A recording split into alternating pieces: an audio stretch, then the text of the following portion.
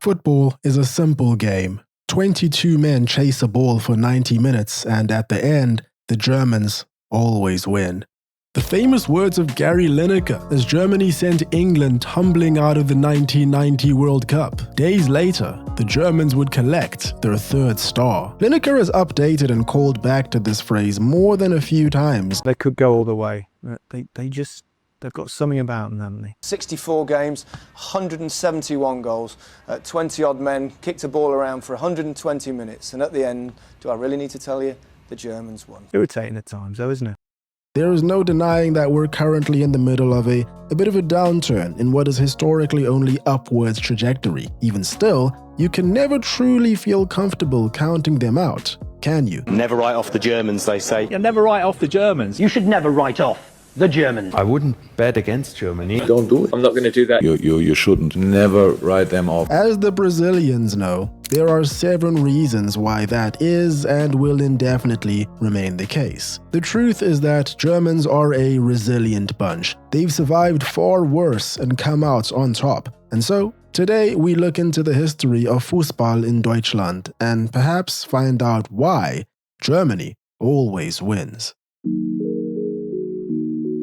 In the 19th century, football was spreading in Germany like a pandemic. Similar to the rest of the world, it was imported. English travelers hopped off the ships and spread the word. But they and it were initially met with suspicion. And I was very careful with my words because back then, the game had another name, Englische Krankheit, the English disease. Traditionalists led the charge in trying to ensure that the game never lifted off. Early attempts to play soccer were even banned by some schools, and yet, over the next decade, the game grew across the land exponentially. All of this led to a momentous occasion, 28 January 1900. Representatives from 86 clubs gathered in a Leipzig restaurant to form the Deutsche Fußballbund, the German Football Association. In 1904, the DFB joined FIFA. The foundation was set, but it didn't seem to be a particularly strong one to start off. The first official international match for Germany took place in 1908, a 5-3 loss to Switzerland in Basel. In fact, in the 7 years leading up to World War I, the German national team played 30 matches and won only 6.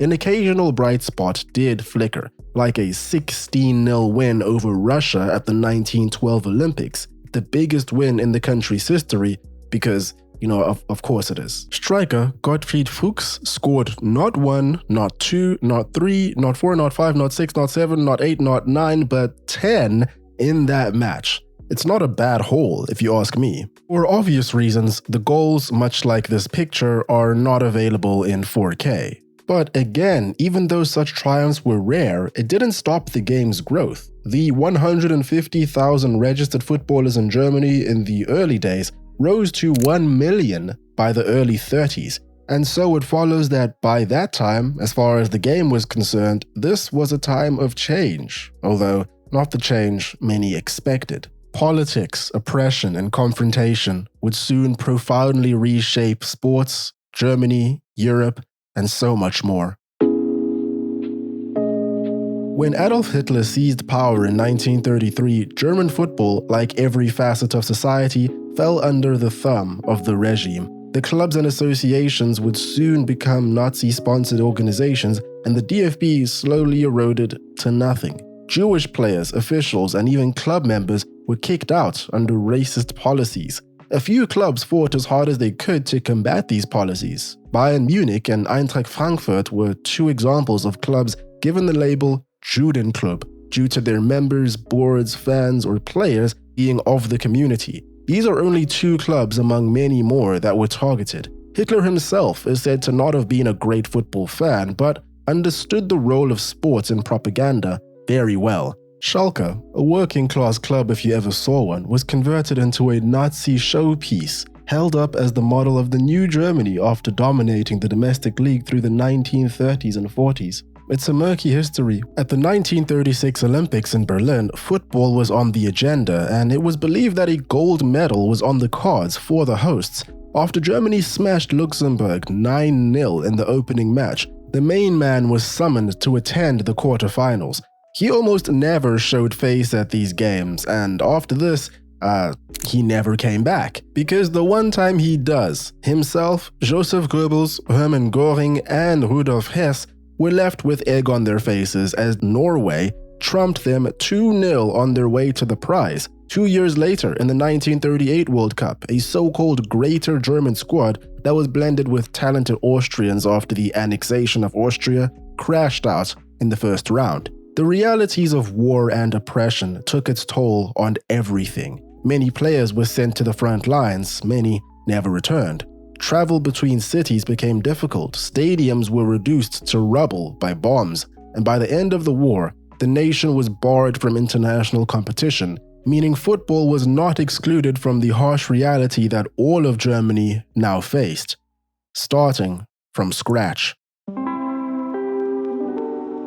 In the aftermath of World War II, Germany's football structure slowly began its reboot.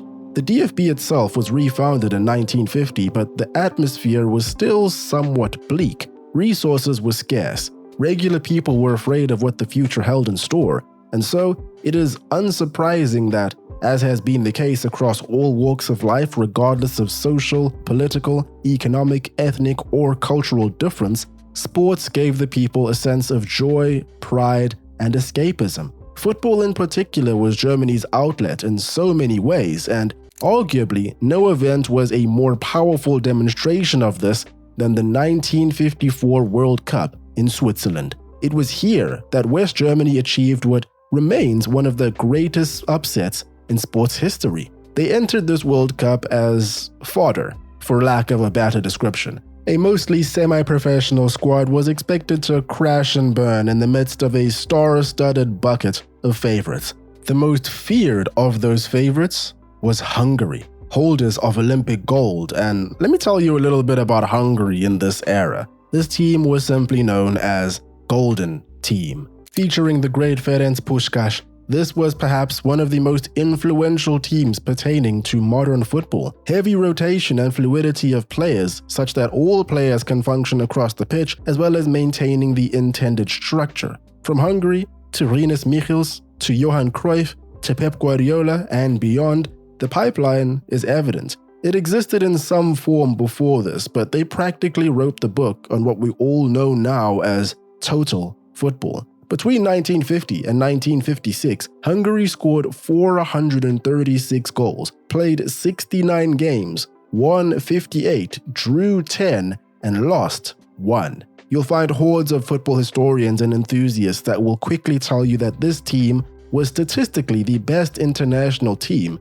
to exist back to West Germany. Despite the low chances many had given them, they were doing just alright, making their way through the group stages and earning a trip to the knockouts, although this was after being routed by Hungary 8-3 in their second game. Still, they were surprising most and continued to do so. After their humiliation to Hungary, they did nothing but improve. 2-0 against a strong Yugoslavia in the round after, and in the semi-finals 6-1 against Austria. Finals, a rematch versus Hungary. Even the players themselves were a bit confused as to how they managed it. I don't think I need to explain to you guys why some newspapers probably already had their headlines picked out for the morning after the final, before any ball had even been kicked. Hungary bulldozed their way through to the final. Uruguay stood no chance in the knockouts, and on the 4th of July, 1954, they were supposed to become immortalized. Perhaps the weather was the first indication of a script rewrite. It was pouring in rain. Hungary, after a Puskás drilled shot and a Szybor double blow, took a 2-0 lead within 8 minutes, and all was going according to plan, until Germany decided that this was their moment and nobody else's. Hungary got a bit complacent in the moments directly after and lost concentration when they really needed it most. After 2 moments of confusion at the back, 2 goals in quick succession had Germany all square by the 18th. All the books state that Hungary dominated everything that happened in this match apart from the scoreline, yet, to the shock of the world, in the 84th minute, Helmut Rahn, nicknamed the Boss, an electrician by day, became one of Germany's first football heroes. With a weak foot drilled shot, he cemented the 3-2 scoreline in the annals of history. This was the only game that this fabled Hungarian side lost in 6 years before being broken apart by the Hungarian Revolution.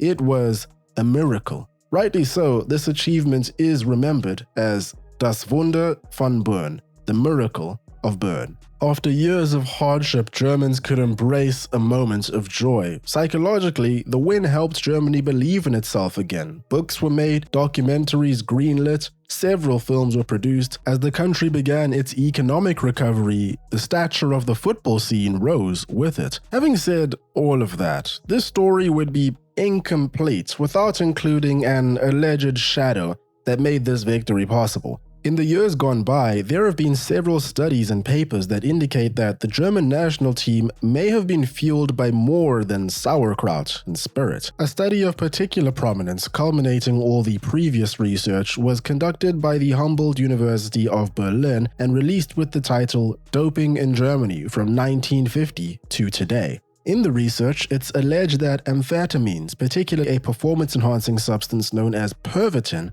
was regularly used across all sporting disciplines in Germany. In fact, it was common practice and not exactly a secret that many used it in the national football leagues under the guise of vitamin C shots. Pervitin, a close cousin of what you might know as speed, is somewhat famous for allegedly being administered to German soldiers during World War II to boost their instincts. Much like many of those German soldiers during and after the war, the national football team players fell violently ill following the World Cup. Now, there are a couple things that we need to keep in mind regarding this situation. In the 1954 World Cup, no drug tests existed at the time, and team officials long claimed that they had only administered vitamins. But even if that weren't the case, doping restrictions and regulations were only introduced within FIFA in 1966, so technically, this was not an illegal act. Nonetheless, the German FA have consistently denied the allegations.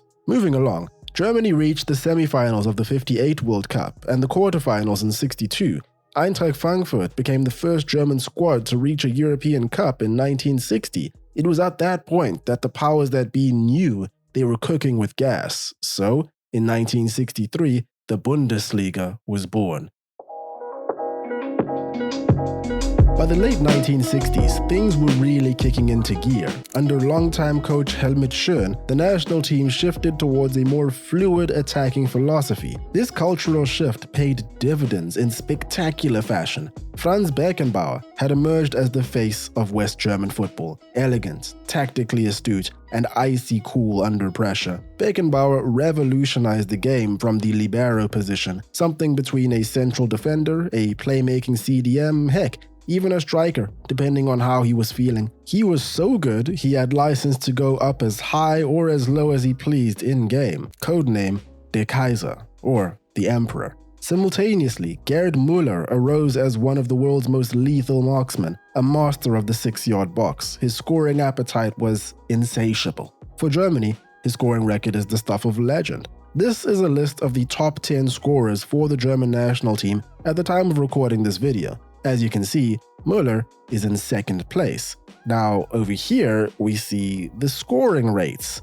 It's absurd. Really, 68 goals in 62 games overall for his country, only 3 less than first place, with less than half the games. Nobody has come anywhere close. Codename Der Bomber. Due to his knack for raining goals upon his opposition. Both were Bayern players, winning 4 Bundesliga titles and 3 European Cups. In fact, in the 7 years between 1969 and 1976, they combined for 8 Ballon d'Or appearances, winning 3 of them, finishing first and second in 72. This was what Germany was working with. And they had so much more in their arsenal. Günter Netze, a classic 10, Sepp Maier, a remarkable keeper, Uli Hoeneß, Jupp Heynckes, and many, many more. The first glimpse of this generation came in the 1966 World Cup. They were up to their old tricks again, making their way to the finals in England with relative ease. The match was labelled as the bout between England's talisman, Bobby Charlton, and Germany's starboy, 21-year-old Beckenbauer. Neither were, ironically, of significant impact in this game, as they were tasked with marking each other and essentially cancelled each other out. In the end, England triumphed 4-2 after extra time. It was controversial, as the go-ahead goal for England was scored in the 101st minute and rocketed off the crossbar, with the ball appearing to not have fully crossed the line. VAR, it wasn't around back then. A deflated Germany then shipped a dagger in minute 120 and all was lost. 4 years later, in Mexico, Germany again went far. Gerd Müller picked up the golden ball with 10 goals in the competition. 10! After making light work of the group stages, they met England in the quarterfinals, and revenge was sweet, as they secured a 3-2 victory in the process. And then came the semis. Italy, nicknamed the game of the century. For good reason too. This game had everything. Italy took an early lead in the 8th minute, only for it to be cancelled out in the 92nd to take the game to extra time. Germany then took the lead in the 94th, only for that to be cancelled out in the 98th, and then Italy pulled ahead in the 104th, only for Germany to fight back again in the 110th, and then 1 minute later, Italy landed the final blow. While all of this was happening, Franz Beckenbauer dislocated his shoulder and had to play the game in a sling from minute 70, as Germany had already used all their subs. I believe this is the game that everyone at your local pub says, has gone. They may be right. It was a wild affair, incredible for the neutral, not enough for Germans, which is why they entered the 1972 Euros with a chip on their shoulders. And finally, confirming their European superiority for the first time officially, they swept aside the Soviet Union 3-0 in the final. Some observers had already hailed this German side as the most attractive and dominant team on the planet, and soon they would be proven right. In 1974, Germany hosted the World Cup, and the pressure to deliver was immense. The tournament brought an extra layer of drama. For the first and only time, the West German team found itself facing East Germany in a group stage match. Shockingly, the much weaker East achieved a victory over the West. However, this proved to be inconsequential, as both progressed to the next round, a round that East Germany would not survive, and it's not hard to see why. Just look at who they faced in the second round of groups: Netherlands, Brazil, and Argentina. I mean, it's not exactly fair, is it? Yikes. West Germany regrouped and advanced to the final, where they met one of football's final bosses, a team that the East had already met: Johan Cruyff's dazzling Netherlands. This team was the next prominent iteration of Golden Hungary's total football and the new darlings of the sport. The Dutch were the popular team of choice for all the neutrals due to their attractive style of play, but unfortunately, ironically, just like the Hungarians, who were also a fan favorite, they suffered the same fate of not having won a crown when many thought they should have. In a battle of will at Munich's Olympiastadion, West Germany went behind 0-1 within the first minute, but the hosts kept their composure. 2-1 is how it ended, and at the final whistle, in front of 75,000 people at home, West Germany were world champions, reclaiming the World Cup after 20 years, their second title. And it's crazy how times changed. After their first victory, many were unconvinced that they were deserving. They were second best for most of the bout with Hungary. This time, the match was far more equal, and it would be hard to argue that the result was not correct. The image of Franz Beckenbauer, arms raised and trophy in hand, celebrating a world triumph in his hometown of all places, is nothing other than iconic. Unfortunately for Germany, they weren't able to retain the European Championship in '76, despite reaching the final yet again.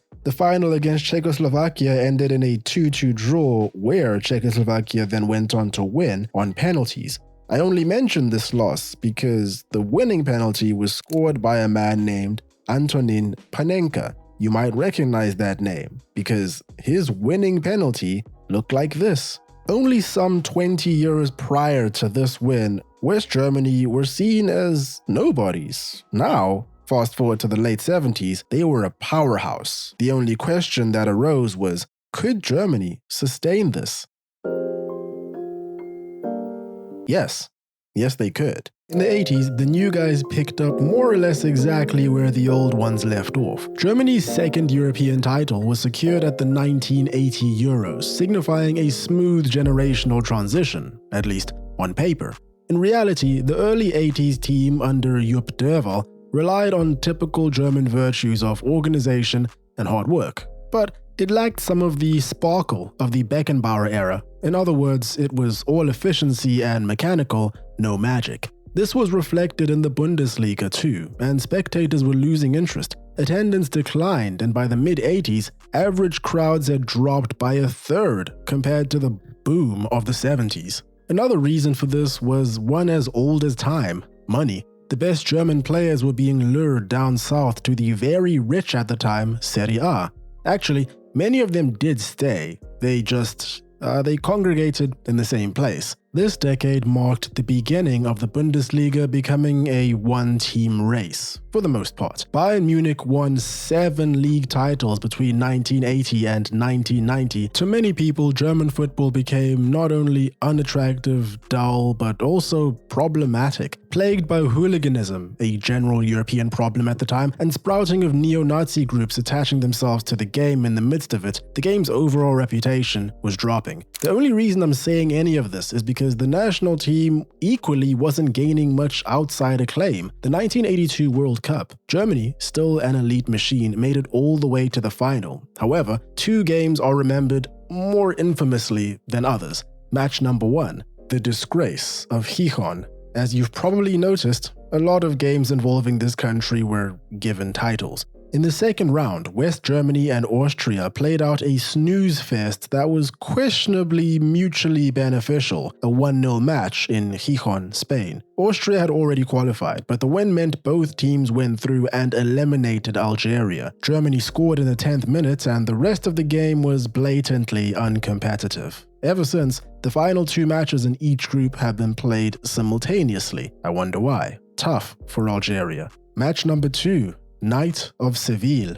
A 3-3 draw against France, 16 years after the quote-unquote game of the century that Germany played against Italy at the same stage of the 1970 World Cup. This edition against France undoubtedly rivaled it. Sadly, the game was marred by a brutal collision between West German goalkeeper Harald Schumacher and French defender Patrick Battiston. Schumacher charged into Battiston, got no ball, all man, knocking him unconscious. Battiston lost 2 teeth, fractured his vertebrae, and suffered a severe concussion. No foul was given. Even worse, Schumacher couldn't care less on or off the pitch. Quote, "I'll pay for the crowns," end quote. He said this post-game. Needless to say, when Germany lost the final to Italy, celebrations were especially animated. However, you can't stop the Germans. Excellence is inevitable, so in 1986, with Franz Beckenbauer returning as team manager, West Germany once again ground their way to the World Cup final.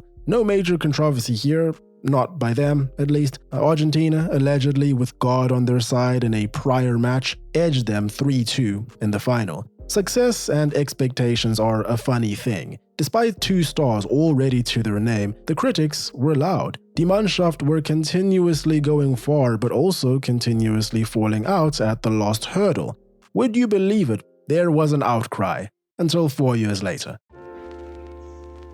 Italia 90, a World Cup engulfed in nostalgia for all those that witnessed it. The excitement, the kits, a tad paradoxical because the history books suggest that this was a World Cup plagued by goalkeepers and defenders abusing the back pass rule. Picking up a back pass didn't used to result in an indirect free kick. It was legal. You can imagine what this meant for time wasters. Germany, however, remember it for different reasons. On their third World Cup final appearance in a row, they struck gold once again. With coach Beckenbauer at the wheel for the last time and Lothar Matthäus, the fearless captain, Germany were unstoppable. In a rematch from the previous World Cup final, a disciplined squad mustered a 1-0 victory over Argentina by time wasting and backpassing like crazy.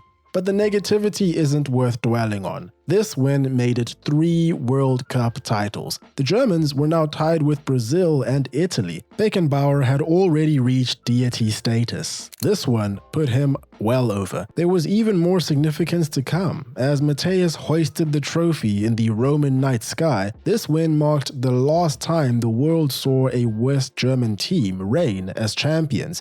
Just a few months later, in October 1990, Germany completed its reunification. A now unified Germany maintained elite status through the 90s, with a hiccup or two, if you call them that. A Euros 92 final appearance lost to Denmark, in large part thanks to a flurry of back passes. Live by the sword, die by the sword, I guess. A Euro 96 win, notably with Eastern reinforcement in Matthias Sammer, coincidentally the Ballon d'Or winner of the same year. German football was united, confident, seemingly invincible, but beneath the surface, a crisis began to bubble.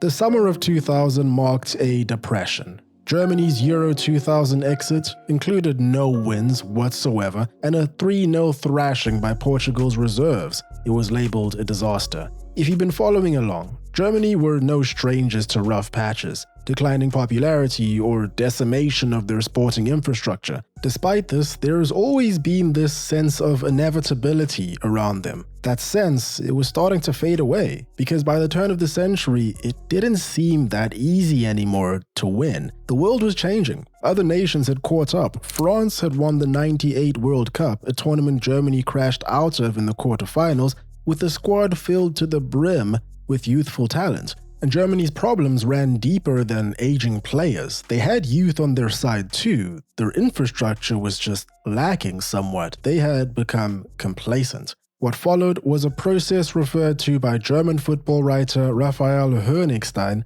as Das Reboot, in his book of the same title. I don't think a translation is required for that one. In 2001, the DFB took action. Every Bundesliga club was required to build a youth academy. The DFB established 121 regional training centers as a stopgap measure in remote areas to give promising kids weekly elite training sessions. That number would swell to 366 centers and 54 club academies within a decade, costing 130 million euros annually. The payoff wasn't immediate. The seeds needed to sow first. And to give you an idea of how the perception of the team shifted at the time, despite Germany yet again making the World Cup final in 2002, it's the 2006 tournament, where they came third, that people remember far more fondly. And it wasn't only because the tournament was being held on local ground, but because the world, and Germans in particular, were able to witness firsthand what the new national team looked like. Manager Jürgen Klinsmann fielded a youthful squad, no doubt a product of the DFB's focused efforts. Philipp Lahm, Bastian Schweinsteiger, Lukas Podolski, Per Mertesacker captured hearts. With only 5 minutes on the clock to begin the cup, Philipp Lahm opened the tournament scoring with a sensational strike on the edge of the box. It was a sign of things to come. The tournament was a massive success in rebranding, and the public emphatically reconnected with their boys. There really was something different about this team too. Thanks to the uprising of the great Spanish dynasty, nobody in world football really stood a chance of winning anything between 2008 and 2012. But that didn't stop Germany from making the 2008 Euro final and taking third place in South Africa. The personality was pouring out of the squad that had been assembled. From Joachim Löw, the coach since just after the 2006 World Cup, to 21-year-old Thomas Müller winning the Golden Boot in 2010, a tournament where they finished third again and put 4 past both Argentina and England along the way, although the game versus England was slightly controversial, for reasons. Generational flair in Mesut Ozil popped up. They had Jerome Boateng, Mats Hummels, Sami Khedira, Mario Götze, Julian Draxler, Toni Kroos, and Manuel Neuer. This is what you call a true golden generation. Sadly, because his body wouldn't allow him to be great, we cannot add Marco Reus to the list. This team was fluid, dynamic, high-pressing, high-intensity. Defensively, they were immaculate. Creatively, they were unbelievable. They played a high line that made some feel they were too risky, but can you really be too risky when you have players this good in a system that suits every single one of them? I wouldn't. And they proved just why in 2014. Germany entered the 2014 World Cup in Brazil with the best side they had put out in decades. They simply had everything. In a lot of ways, this was a full circle kind of story, the culmination of a decade-long project. Löw's team had the veterans, Lahm, Schweinsteiger, Podolski, with youngsters, Götze, Müller, etc., all having been in their development stage during or after the DFB's revamp of the youth structures. Together, they rocked up in Brazil, handed the hosts a defeat so bad that Christ the Redeemer covered his mouth in shock. 7-1. Every time you thought it couldn't get worse, it did. At one point, the TVs hadn't even stopped showing the replays of the previous goals before another one went in. Undoubtedly the most embarrassing defeat in Brazil's history. A great day to be German though, and it would get even better. On July 13, 2014, 22-year-old Mario Götze controlled a cross with his chest and volleyed home in the 113th minute against Argentina. 24 years since their loss. The largest gap they had ever experienced between wins, the first German victory since the unification of the West and the East, and perhaps the start of yet another cycle of German dominance. At that point, you wouldn't put it past them.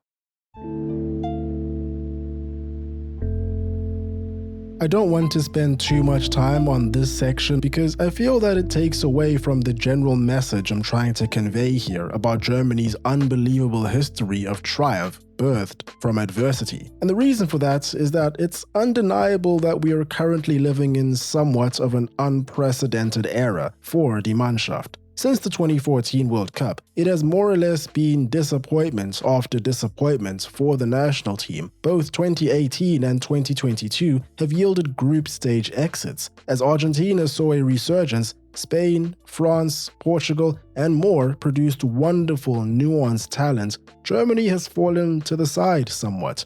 And it's not for a lack of talent or infrastructure, it's something more. Perhaps it was the personal drama. For example, Mesut Ozil and İlkay Gündoğan, both Germans of Turkish heritage, were photographed with Turkey's President Erdogan before the 2018 World Cup. When Germany lost, Mesut Ozil felt he was scapegoated and retired in the same breath. Quote, "I am German when we win, but I am an immigrant when we lose." End quote. Perhaps it has something to do with the fact that coach Julian Nagelsmann had to publicly condemn a public survey which stated that 21% of a randomly selected pool of people believed the national team had too many migrants and was not white enough. You can't rule out the politics, I'm sure. Perhaps it's the tactics. Joachim Löw had to field accusation after accusation of being a dinosaur and favoring outdated strategies. After 15 years, his tenure came to an end.